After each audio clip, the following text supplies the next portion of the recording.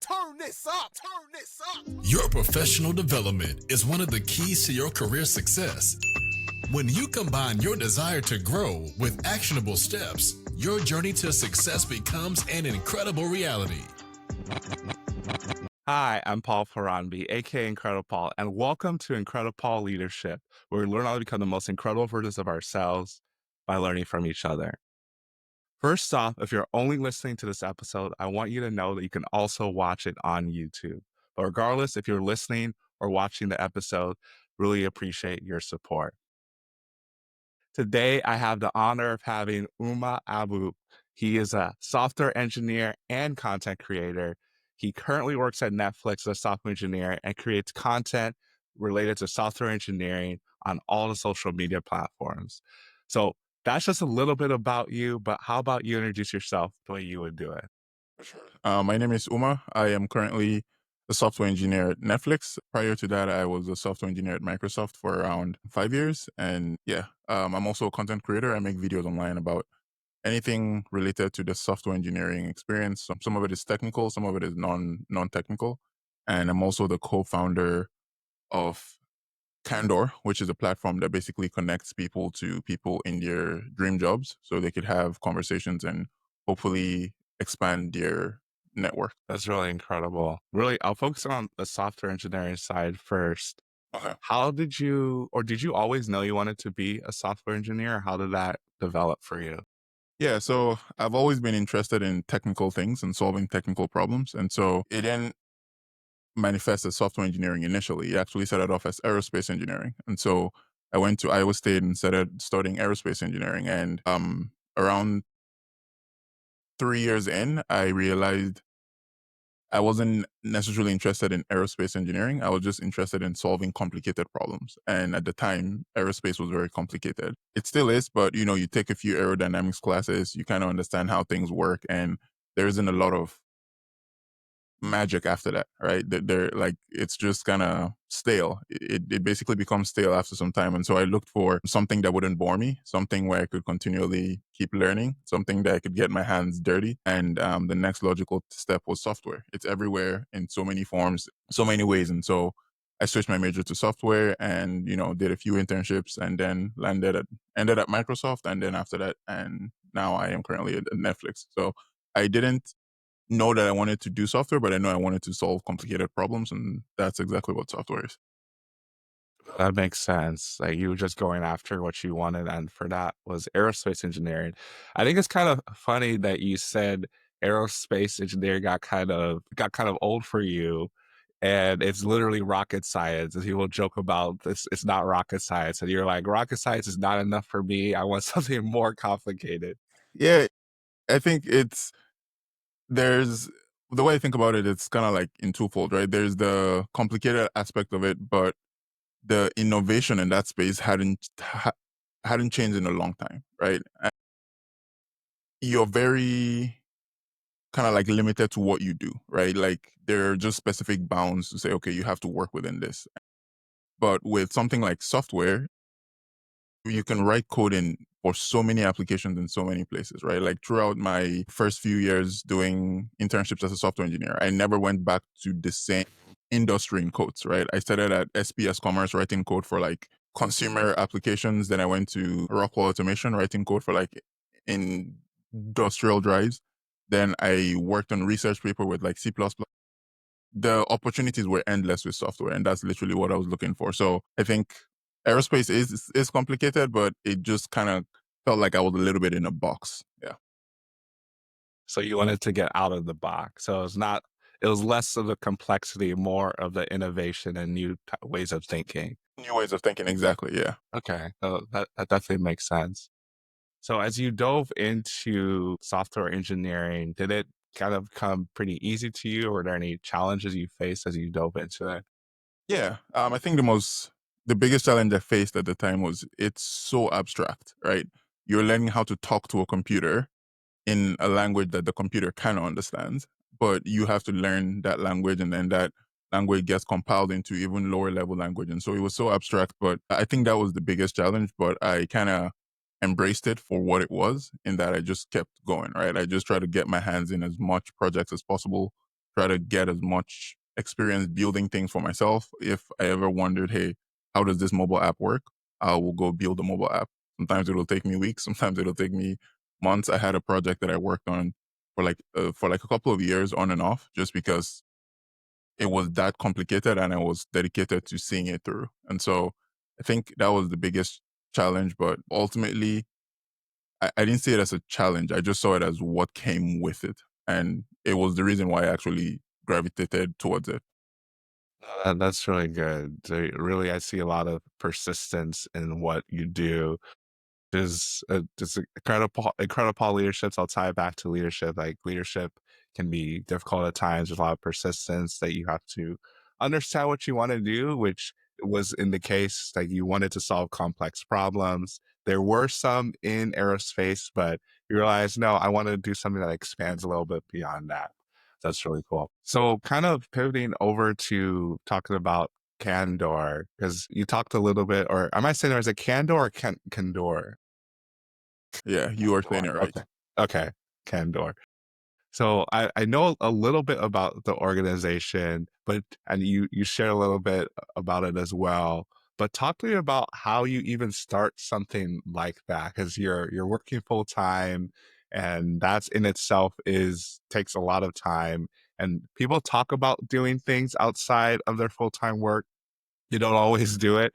So what was really the motivator or the push for you to be a co-founder for Candoor?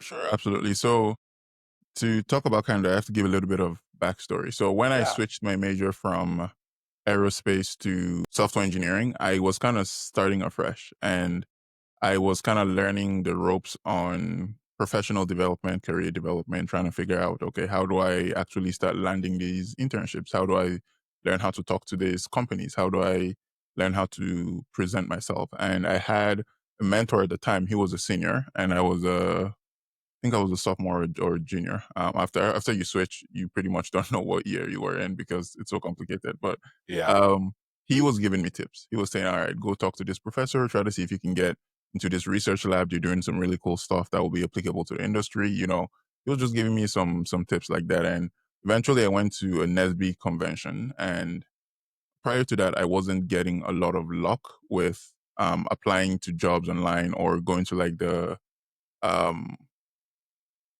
career fair at Iowa State. And so I went to a NESB convention and I spoke to an engineer at Rockwell Collins, I believe.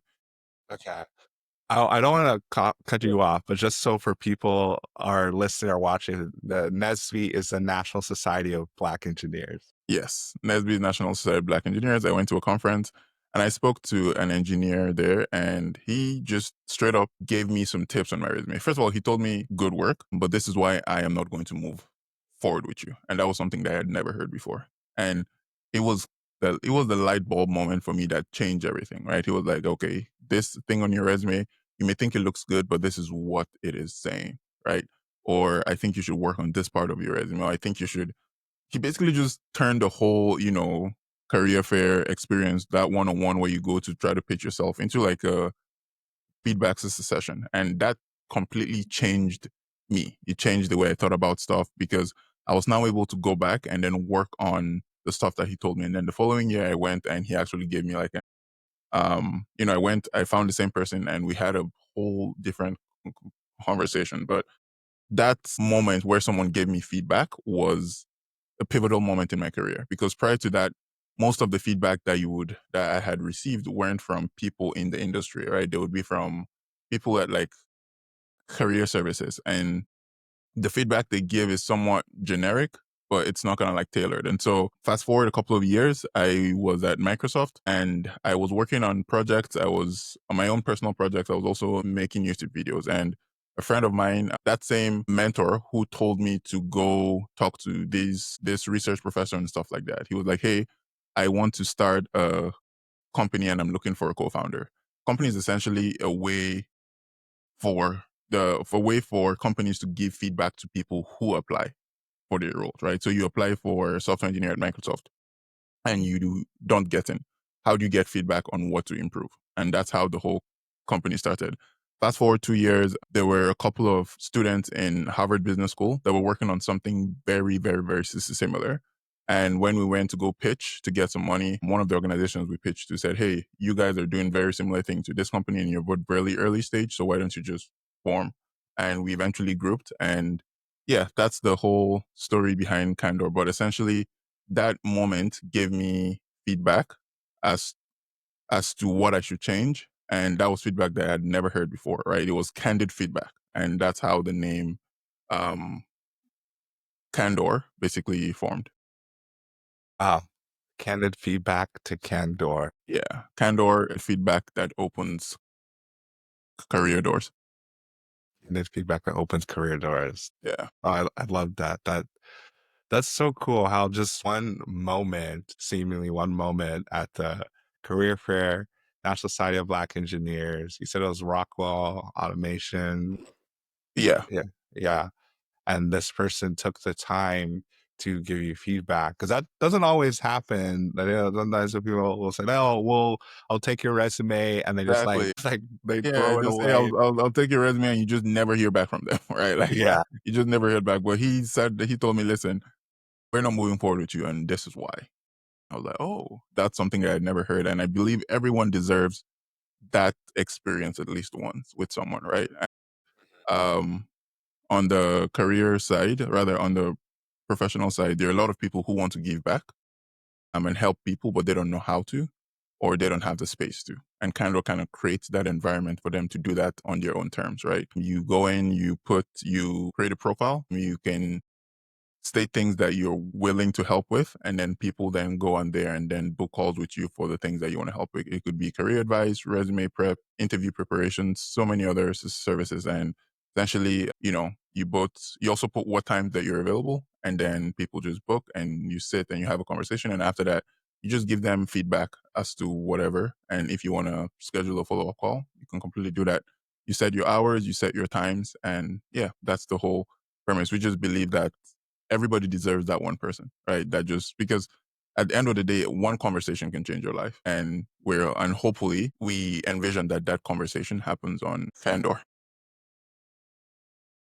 one conversation can change your life. That's so true. I even think back in my life, even doing all the stuff I'm doing with IncrediPaul and starting this business 5 years ago now. It's changed over the years what it's looked like when I focus more on like career stuff or resume stuff, or now more focused on leadership the last few years.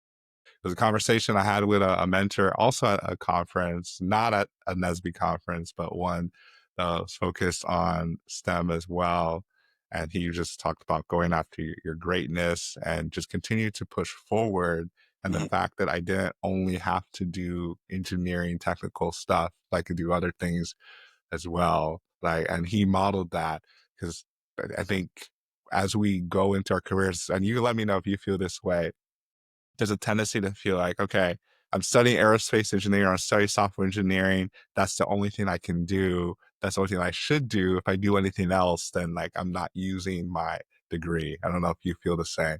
Yeah, I felt the same way regarding the type of videos that I make online. For the first 4 years, they were all technical videos because I'm a technical person. I enjoy like the technical stuff. And then eventually, um, I started to think like there's so many things that I've learned, so many things that I know beyond technical, like the interpersonal relationships, right? How to deal with conversations with your manager, how to handle career growth, how to handle thinking about solving the problems in a non-technical way, how to communicate with your team. And eventually my content as well has also morphed to a mixture of both, where if I have the urge or if I have the idea to talk about some experience that I faced in my actual job that's not related to technical, that's not technical, that other people can like benefit from, then I make a video about it too. So I completely agree with you there, where sometimes you feel like, if you're not making like if you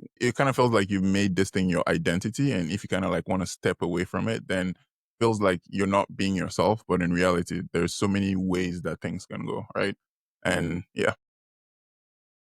That's really true about the identity piece. Because A lot of times with our identities, people can only see one side of us sometimes. Mhm. And so when we're doing something else, they're like, that's not you. But like, no, that's just a different side of me that you haven't seen yet. Exactly. Yeah. Yeah. Yeah. It's very like, even for yourself, it can kind of feel a little bit off. Like, it took me a while to be comfortable posting those type of videos. And because everyone in my audience was expecting, talking about the code, which is what I enjoy doing. But there's so much more value that people can learn in certain things. Like, I think me talking about an extra technical thing that I find interesting may not necessarily be the push that someone needs to level up in their career. Like, learning another technical thing isn't always the next thing you need, right? It could be learning how to think about certain problems or how to navigate certain situations. So, yeah, I completely agree. So are there any topics outside of the technical side that you feel like you see yourself coming back to or people are more resonating with from your content? Let me think about it a little.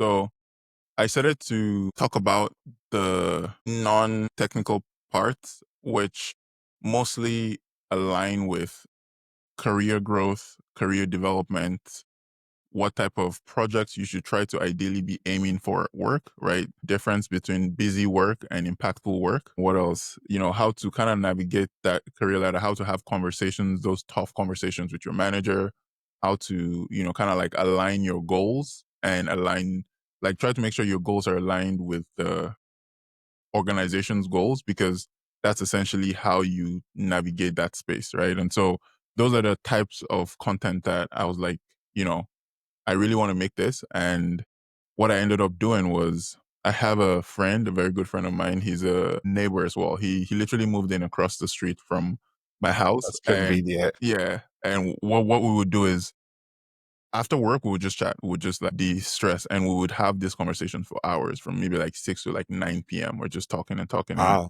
a lot of it were like really good conversations. And we decided, I think December last year, I was like, why don't we turn this into a podcast, right? We have the conversations all the time.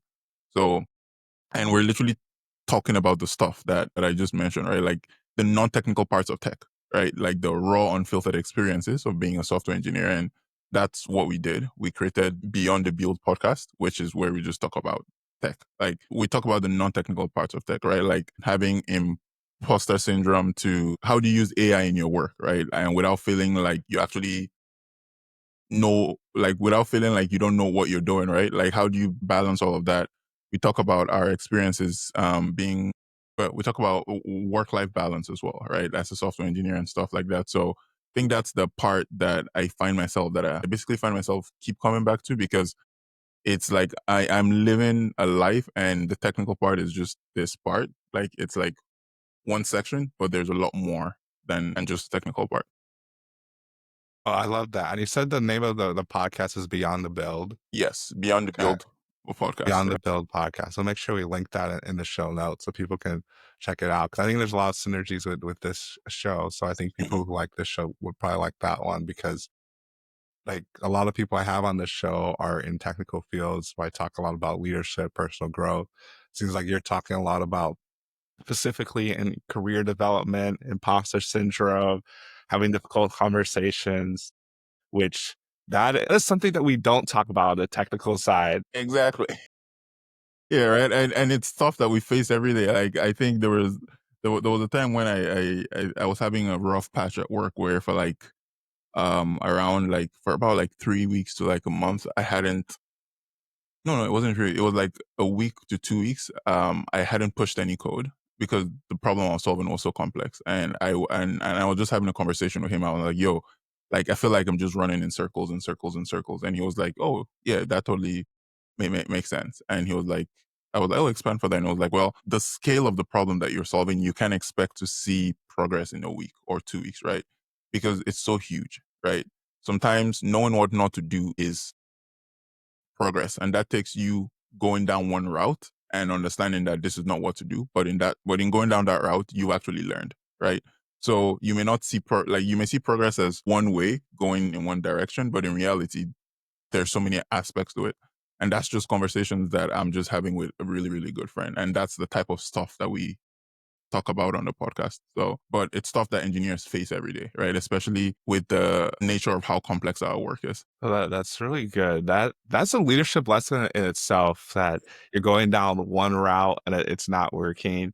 And it's a whole concept or mindset of how you see failure Mhm. because I like to say that the path to success is paved with failure because you cannot get to anywhere. You can't be successful without failing along the way. Absolutely. But Yeah. yeah, and I think a lot of times we want the success, but we don't want the failure to happen along the way. So Mhm. it's easy to get frustrated or down on yourself as like, oh, I'm not making progress. But if you look at it as, hey, these are things that are not working, it's leading me closer to where I want to go. I think it was Absolutely. Thomas Progress. Edison that said he Yeah. had failed 10,000 times. It's like, no, I found 10,000 ways that didn't work, and that got me Exactly. closer to the Yeah. solution. And there's so much value and so much lessons in the ways that don't work, right? If you allow yourself to look at it from that perspective, then you're like, there's so many ways that things that don't work out or things that don't align in the way that you want them to eventually end up being incredible opportunities for you to either pivot into saying, oh, okay, well, I was trying to do this, but doing it this way doesn't work. But doing it this way actually opens a whole other world that I can then go explore or have someone explore and things like that. So I think the lesson there is just, ultimately just have an open mind. And if it's not failure, right? It's just finding a way not to do something. And that's a lesson that you'll take with you for the rest of your life, essentially. Yeah. Yeah. Like it's because I know so we talk about taking L's. Like I've said it before, but the only L's I take are lessons Yeah. Exactly. because you're learning something. The only way you truly fail is if you don't learn something. 100% agree. Yeah. But yeah, what you've done with Candoor, like what you're doing with Netflix now, and what you continue to do with creating your content. And I like how your content has evolved as well, because I think it's really easy to feel like you're stuck in only doing one thing. But as you've grown, you've also expanded what you're doing and even launching a podcast as well, which is no small feat. Like podcasts Yeah. take a lot of work. It takes a lot of work. Yeah. But I think for me, the way I think about just the content in general is just I kind of don't know where I'm going, which sounds very, very absurd to say, but It's I real. just yeah, like I have no like some like I literally get a lot of questions to say, okay, well, where do you see this thing in like X amount of years, right? Like where do you want to take this thing, right? And for me, there isn't an actual solid answer because I'm just following the process and enjoying creating and just trying to make each video better than the next, right? So when I started with my technical videos, right, it was just pure technical. I sounded like a high school teacher, literally. And then eventually I'm like, all right, how do I make this more digestible for people? And then I started learning how to write better, right? And then for my longer form YouTube videos, I'm like, okay, I want to tell you about how Google Maps works, but I can't just tell you it uses Dijkstra's algorithm. I have to tell it to you in a story, in a way that's digestible. So I started learning how to write that way. And then with the short form videos as well, I'm like, all right, how do I keep this engaging? And I wanted to make animations for the videos, but I didn't know how to make animations. And so for a while, I was stuck with just doing the same thing. And once the videos started reaching a point where they made some money, I then hired a video editor to help me turn my ideas into story. And the video, then after a while, I had an animator as well, and that's just changed it completely for me because now I can dive into the most complex topics that I want to. But with the animations, they're so digestible, right? Because you're seeing movements, right? And so it's just like with each video, I'm like, all right, how do I make this better than the last time I made it, right? Could it be better storytelling, right? In the way that I explain technical concepts?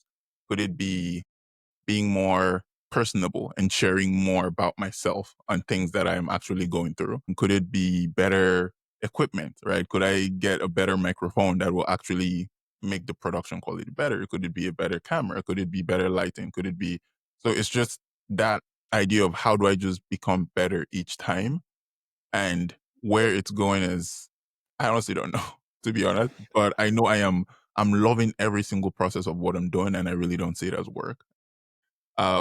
Yeah, yeah, No, I think that's a good place to be because I think a lot of times people can get stuck in what John Maxwell calls destination disease. It's like where I'm going, and they don't enjoy the journey along the way. The thing is, and I look at every person that has been successful over the years, mhm, and they talk about success, they talk about the money, and they're like, "There's more to life than this."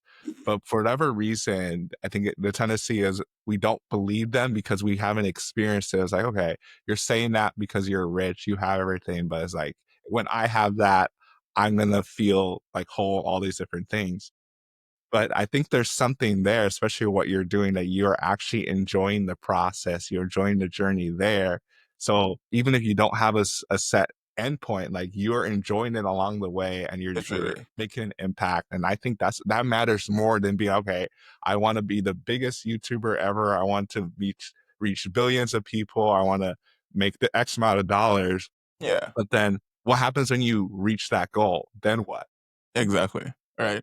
And it's there's also the part where, like, if the way I think about it is like if you have these external things that you're pushing towards, which some of them can be good, what happens, like for a lot of them, there is no timeline, right? Or the timeline that you put for yourself may not work, right? Or it's not promised. So essentially, how do you keep going even when you know that this thing may or may not work, right? And it ultimately boils down to enjoying what you're doing. The person who loves running will run longer than the person who's running to a specific spot, right? And it's just something that I've learned in other podcasts that I listen to as well, where everybody, as you say, who have, they've made millions of dollars, they've built incredible businesses, they have incredible podcasts and channels like that.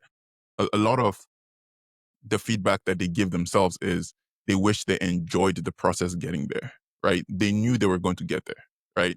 Like when they got there in their mind, they were like, I knew I was going to get here, but I wish I actually enjoyed the process getting here. I wish I was kinder to myself, right? I wish I actually give myself grace. And that's something that I am trying to do, right? I have the intrinsic motivation to keep doing this thing, but I also want to enjoy it as I'm doing it. That way I do it for as long as possible. Yeah, that's really wise. That's really good advice. And even the fact that you're continuing to develop and being intentional about the whole point of this show, becoming the most incredible version of yourself. Like what I've heard, everything that you mentioned, there wasn't any specific person doing anything. It was just stuff that were internal motivation, and that's been driving you throughout. Yeah, absolutely. I think it's just been a process of going back to the drawing board and saying, how can I make this better? What could I have done better here? But not also beating yourself to the point where if it's not going well, like there are times when I've tried my best to kind of like make a video a certain way, but it's not just coming out that way. And I'm like, maybe it's just not time. And I just push the video the way it is. Right. And because I'm like done is better than perfect. Over time, you kind of have a standard for the kind of way you want your videos and your work to be. Right. And then that standard kinds of increase. But if you are comparing yourself or comparing your videos to people's videos online, right? You don't know what budgets, what production team they have. Remember, I was like, there was this really, really good technical creator that I like watching, and he likes doing animation. And turns out he hires a whole content agency to just make that part for him. And I was like, oh, I did not know that. I thought he was you know, in his house, just like doing it the way I do. No, like he has a whole team, right? And so ultimately, it's just okay. This can be better, but can you go without it for now, right? Can you just keep doing what you know how to do and gradually over time invest in either learning the skill or hiring someone to do it for you if you have the means? Yeah. I think that's really good advice because when we are trying to get better at different things and you're looking at that other person and they may have research you don't even know about. And it's funny because I think a lot of stuff like content creation, we want it to look natural, even if it isn't something that is natural. It took a whole lot of work, but Exactly. that's why it could look like, oh, it's just them doing it by themselves. But you're like, to your point, they have a whole team. Yeah. the other day, because there's like with podcasting, always trying to get better, do different things. Mhm. And I was listening to this podcaster who is the Diary of the CEO podcast, if anyone is familiar with Stephen Bartlett. And he was successful at Flight Studio before he did anything with podcasting. And then he was talking about the amount of money he put into it.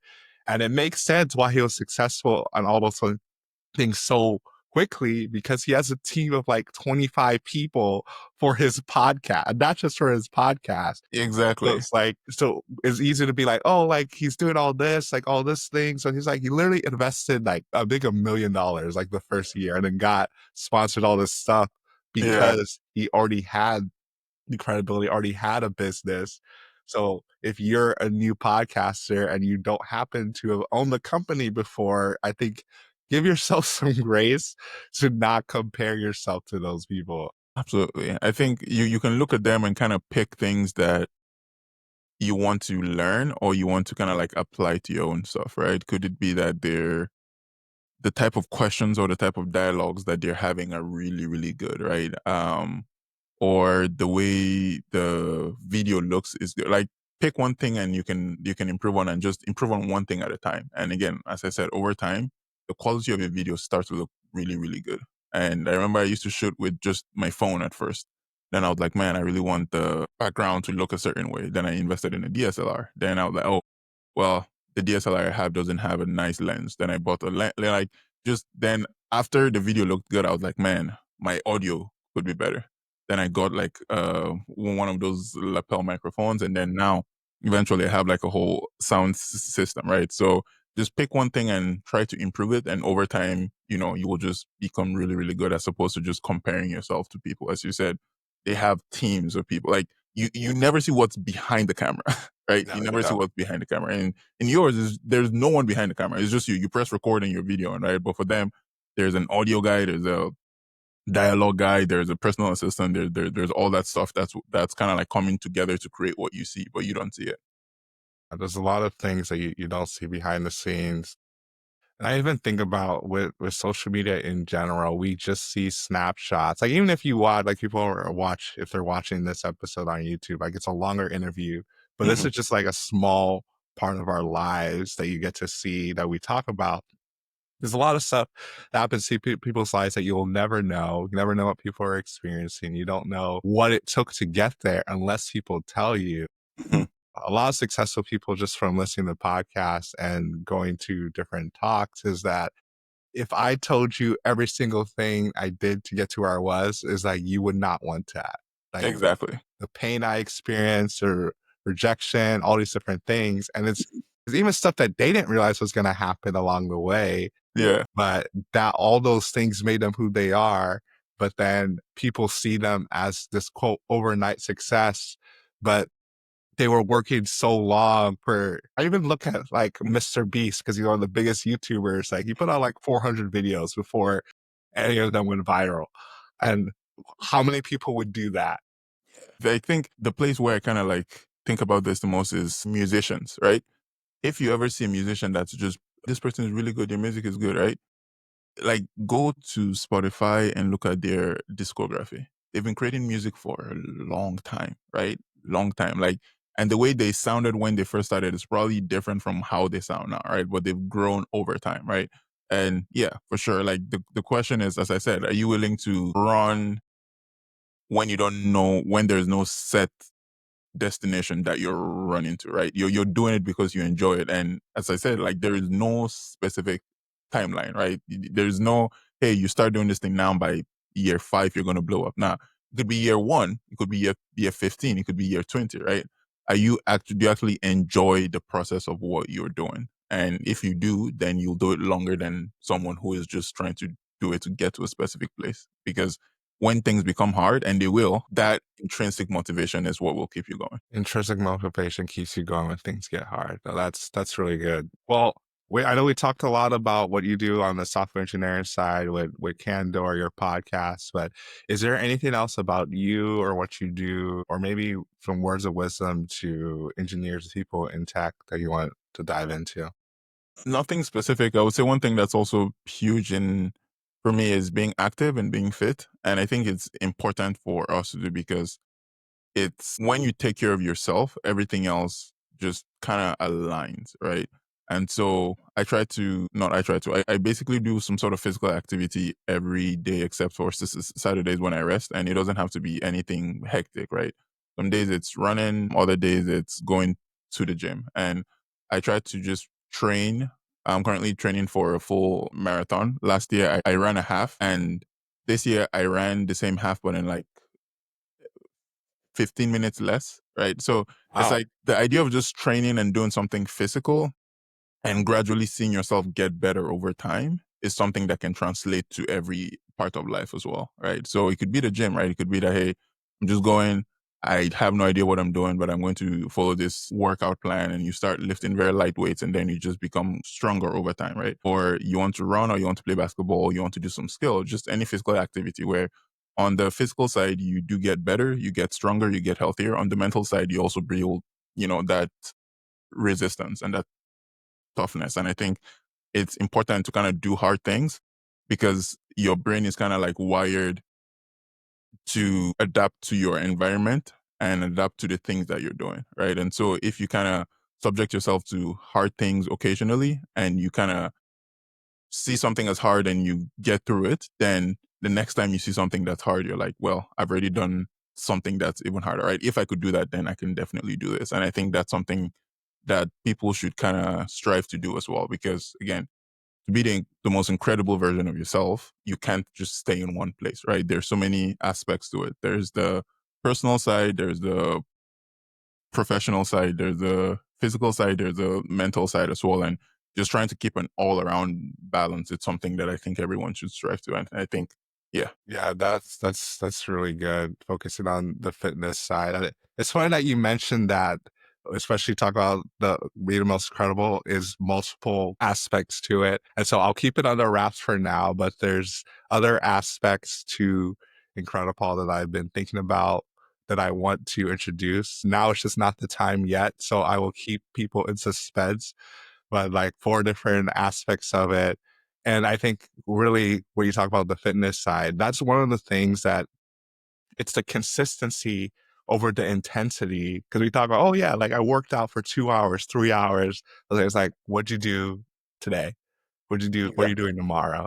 It's Yeah, like the consistency matters more than just the intensity. absolutely. Yeah, just show up when you don't feel like it. Show up happy, show up sad, show up not wanting to show up. Just show up literally in whatever way you can. And not all days will be great, but if you keep showing up, eventually, when you least expect it, that's when you start seeing the growth. That's when you start seeing the gains. So absolutely, Show up and grow. I like that. literally, Well, this has been a great conversation. I want to make sure people know how to connect with you, whether it's your YouTube, podcast, website, so whatever you want to share, and then we can link the rest in the socials. absolutely. So No. on TikTok, it's at Uma Codes. Well, on TikTok, Instagram, and YouTube, it's at Uma Codes. On YouTube, you can also search me as just Uma Abu. On LinkedIn, it's Uma Abu as well. And the podcast is called Beyond the Build Podcast. It's on my personal YouTube channel, and we also have an Instagram page where we share clips of the podcast as well. It's called at Beyond the Build Podcast. And otherwise, you can reach me at info@umacodes.com. Awesome. Thanks for sharing all those different ways. You are doing incredible work, multifaceted, multi-hyphenated engineer, I would say, with all the different things that you're doing. And I think it's important to share those things because a lot of times people only see one dimension of someone and they think like that's all they do. That's all I can do, all I can aspire to do. Or we see people doing multiple things that are enjoying it as well. Cause I think not everyone talks about the enjoyment Yeah, piece because absolutely. I think a lot of people aren't enjoying what they do, and that's the problem. Yeah. But Yeah. for more people being intentional about enjoying things is really key. I completely agree. I think we only have a certain amount of time in this world. No time isn't promised to anyone. So just try to live the best you can and just enjoy what you're doing. Try to find joy in it, at least. Absolutely find joy. So for those of you listening, you heard it here, find joy in what you're doing. And also, if you are doing something that you thought was what the picture of what you wanted to do, like Uma was explaining, like the solving complex problems, and you figure out something else that maybe is drawing you in that direction. Don't be afraid to pivot and try something else or add something in addition, like what he's doing with different avenues. We can be multidimensional people. I know a lot of times they'll say focus on one thing. I think there's two. We don't have time to dive into that because there's two ways to do it. But really, the key thing here is to go after your passions, enjoy the journey, and you too can be incredible. Be sure to rate and review this podcast on your favorite podcast listening platform. We'll see you here next time. And be incredible. Incredible.